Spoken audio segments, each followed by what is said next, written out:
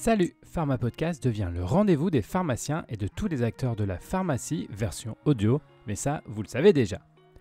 L'idée que j'ai de ce projet, c'est de vous proposer du contenu original à travers différents concepts. Vous connaissez déjà les interviews ou les revues de presse diffusées depuis maintenant plusieurs mois. Je vais vous en donner encore plus et comme ça, vous serez obligé de vous abonner et mettre plein de commentaires sympas. Je vous propose un nouveau format de contenu afin d'aborder la casquette de manager du pharmacien. Car oui, quel que soit le mode d'exercice, le pharmacien se retrouve bien souvent propulsé à la tête d'une équipe. Pas facile alors d'appliquer les concepts du management sans faire de fausses notes. Je vous propose donc dans cette série de podcasts d'aborder les grandes thématiques autour du management en pharmacie.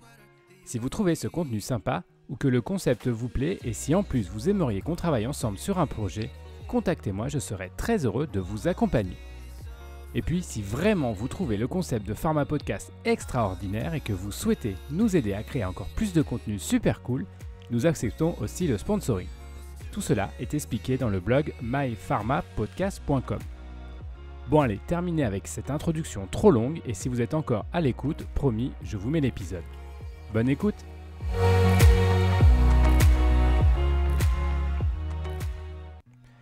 L'entretien d'embauche, un moment clé pour le pharmacien manager. C'est probablement l'une des étapes importantes dans la carrière d'un pharmacien manager, réaliser ou passer soi-même un entretien d'embauche. Deux postures sont alors à envisager. La première, la plus courante, est la réalisation de ce type d'entretien dans le but de recruter un nouveau collaborateur dans son équipe. La situation actuelle du marché du travail et la pénurie de professionnels diplômés entraîne régulièrement des rendez-vous RH dans votre agenda. Mais le pharmacien manager peut également se retrouver dans la situation d'un candidat qui souhaite changer de poste ou faire évoluer sa carrière. CV, lettre de motivation et entretien sont alors le process subi pour intégrer une nouvelle fonction. Dans ce podcast, je vous propose pour chaque situation d'aborder les points importants à ne pas négliger pour réussir l'étape de l'entretien d'embauche. Les bonnes attitudes de recrutement d'un nouveau collaborateur. Si un candidat postule à votre annonce et que son CV est intéressant, la première chose à faire est bien évidemment de le contacter pour le remercier de sa candidature. Ce premier échange permet également de vérifier l'adéquation entre les compétences recherchées et le profil du futur collaborateur. Un rendez-vous idéalement présentiel doit être ensuite proposé. Avant l'entretien, une préparation de ce dernier s'impose. Cela signifie que vous devez travailler le CV de la personne afin de déceler des éléments à évoquer lors du rendez-vous. Votre futur collaborateur appréciera très probablement que vous ayez pris le temps de lire son CV et que vous souhaitez avoir plus de détails sur certains points. Une fois cette phase préparatoire réalisée, vous êtes prêt pour recevoir le candidat. L'accueil constitue également un moment important qui peut conditionner la suite de l'entretien. Soyez bien évidemment à l'heure et recevez le ou la candidat dans un endroit propice à l'échange et au dialogue. En fonction des situations, soit vous, soit la personne parle en premier.